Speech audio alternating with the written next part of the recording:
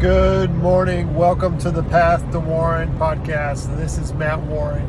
Today is January 31st, 2022. It's the last day of the month. It's Monday morning, about 7:19. Hope you're having a wonderful day. Man, it was a busy weekend. I'm a little tired. I normally have to go to work in order to rest from a long weekend. It wasn't necessarily a long weekend. We just got a lot done. Yesterday we had Mario. Many of you know Mario from previous podcasts. Mario Majia, he's my main man. He came over and took down the second pecan tree in the backyard. So we were able to get that on the ground. That was the second pecan, or pecon, however you want to call it.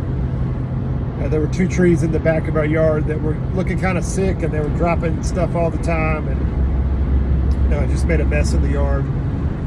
And they've shaded out the garden beds too much, so it was good to get those taken down. Although I'm a tree guy, I love some good trees. It was hard to take them down, but I feel really good about it. And it's nice to be able to afford it, be able to pay them. So what I want to talk about is a quick story from last week, and I was sharing about it with my accountability partner, JB, on Saturday morning, and I was like, man, I got to share about this. It's so good. So last week, Friday morning, I went in and sat down into George's office. George is our structural engineer.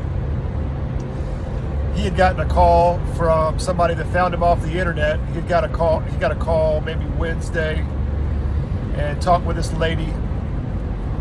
You know, it might have been Tuesday, but he talked to a lady about she had an apartment where the client above her, not the client above her, the person living in her condo complex above her, a pipe broke twice. And the first time it flooded her apartment. She fixed it back up. Then it happened again. She flooded the apartment. And so she's calling for a structural engineer to fly up there and help her figure out the damages and write up a report so that her lawyer, her plaintiff attorney, can have something to basically speak to all the problems of her property since all this flooding. So she talked with him on Tuesday, and George took a bunch of notes and told me about it. But what he didn't do was he did not get all the information to do a conflict check, and he left it in her court. Like, oh, all right, well, just give me a call. And he told me that she was shopping. So I had a little talk with him on Friday morning. I said, because he was planning on calling and following up with her Friday morning. I said, George, how do you plan on calling this lady and talking to her about what she needs? And he said he had a couple notes written down. He said, oh, I'm going to call her. I'm going to pick up the phone and I'm going to call her, and I'm going to say, hey, I just want to know if you're still shopping for an expert. And he, depending on what she says would depend on what he says after that. But I told him, I said, well, I would do it a little differently. I said, I would come up with a reason for calling her. You got to have a reason. I said, you can't just pick up the phone and call and say, hey, I just following up. Just wanted to know if you're still shopping. You can't do that. Well, you could, but it won't work. I said, the best thing you could do is have a good piece of information or a good article, or you thought about it really hard and you came up with X, Y, Z. So he had found where a plane flight was like $250 round trip from Columbia, South Carolina to New York City. I said, well, that's pretty substantial right there.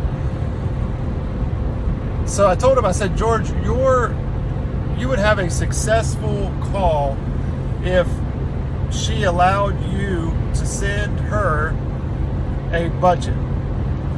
If you got permission to send this lady a proposal on what it would cost to get her to what she needs. And I said, let's talk about what she needs. I said, she needs a photographic study detailing all of the damage with a report to give to her attorney. That's what she needs. That is her pain point. That's the pressure she needs. Once she has that, then she'll be golden. So you're going to talk to the features and the benefits of what you're doing.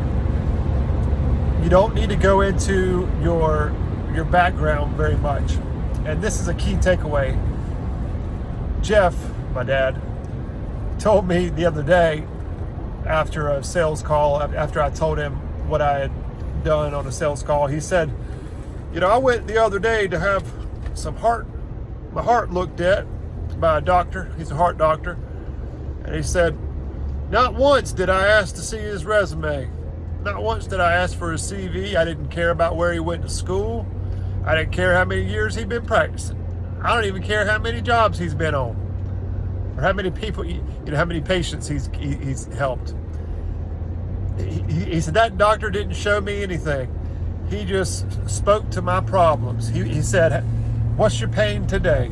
Tell me about your problem. And he spoke to the problem. I said, so instead of going into, you've got 30 years of experience, you're a structural engineer, this is your bread and butter, you built houses that are residential houses. Instead of going into all that, I said, that would be the medical doctor talking about his CV, okay? Instead, in your limited amount of time with this lady, who, by the way, is a very affluent lady. She teaches at Yale. She's a professor. She's a doctor. I said, you're only going to have a brief moment with her. I said, you need to speak to her problem. So talk to what you have been thinking about since you last spoke to her. Talk about the different rooms. Tell me about the kitchen. Is the roof caving in? Tell me about the electrical. Do we have electrical issues with all this water coming in? Tell me about the carpet. Is the carpet peeling up? Is it folding up? Is it molded yet? Talk to the pain. Talk to her issues. That is far more beneficial during your brief 5-10 minute conversation with this lady than she doesn't care about your credentials if you just talk to how you're going to fix and what she can do to fix the problem. It'll take care of itself. You don't need to go into your resume. Again, so the moral of the story is, doctors, when you go visit the medical doctors, they don't give you their resume. So sure enough, Friday afternoon, he calls me or comes in my office late in the afternoon and says, Matt, she called me back.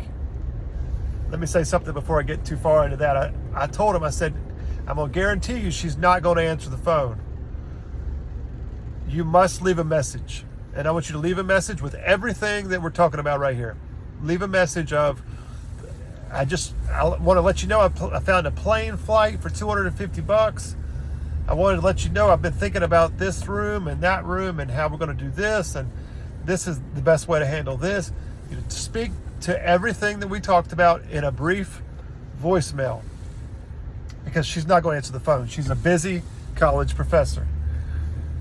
But when she gets your voicemail, she'll be so happy she'll call you back. I said, this is going to differentiate you from the rest of the structural engineers out there. All the other structural engineers, when they hung up the phone, they said, oh, well, she's shopping, she'll get back to me. And you just fell into the, those experts fell into the mix of just another structural engineer. What I want you to do is I want you to take away the ice cream cone. And I've shared about this, but it's one of the most important things that I talk about almost once a week. I said, take away the ice cream cone. So when you try to give kids sometimes candy like ice cream, they might or might not want it.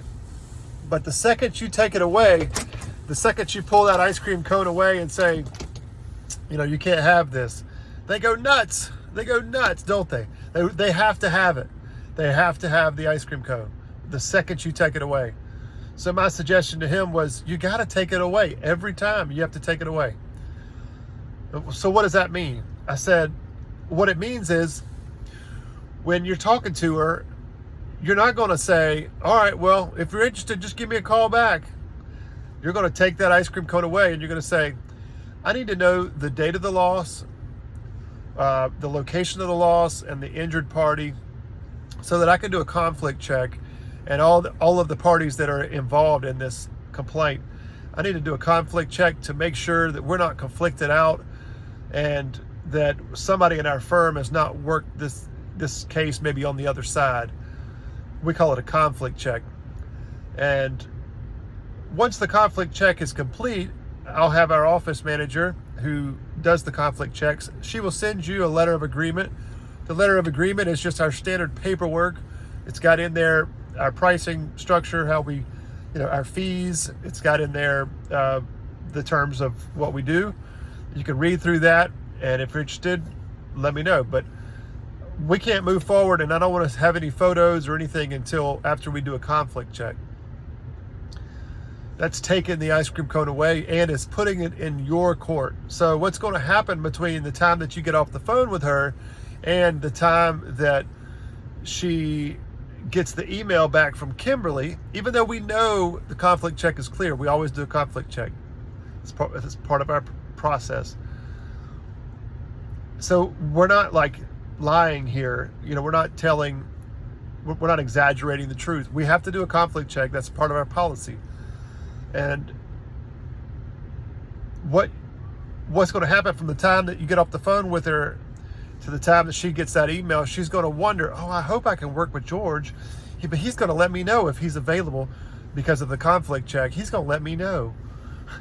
Right? It's totally different than the other engineers who are also sitting there saying, well, she's going to call me back. She'll call me back. Yeah, I think I'll get that one. It's a totally different case. Number one, you've taken it away. Number two, you're going to do a conflict check, so that put the action back in your court. And number three, what I'm telling them to do now is get permission to send a proposal based on the latest plane flight information. So that's putting more action in your side of the court. So now, I said, you're providing her with a turnkey price of what it's going to be to go from Columbia, South Carolina to New York, take the photos, do the study, talk with her, come all the way back home, write a report. There will be no question in her mind. I said, that's the next little baby step. You got to think of all this proposals and sales process. Think of them in baby steps. That's the next baby step. So, hope you found this beneficial.